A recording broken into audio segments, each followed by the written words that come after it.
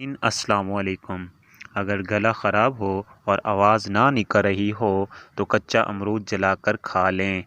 पेट में दर्द है, पुदीने के पत्ते चबा लें। के ना रुके तो एक चुटकी ज़ीरा फाँक लें।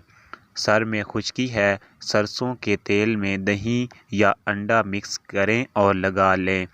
सर में जुएँ हैं, चमेली का तेल लगाएं। पाँव में दर्द है तो जैतून का तेल लगाएं। नाफ उतर गई है, नीम गरम नारियल का तेल डालें।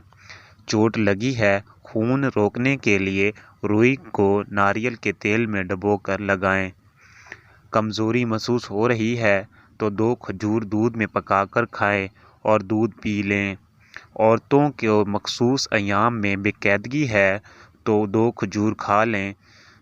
गर्मी बहुत ज़्यादा लगती है तो खीरा खाएं।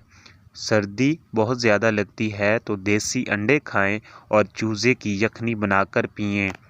कान में दर्द है और सरसों के तेल में लौंग जलाएं और इसमें रुई ऊपर से तर करके कान पे लगाएं। आँखों की रोशनी तेज़ करनी हो तो गाजर खाएं।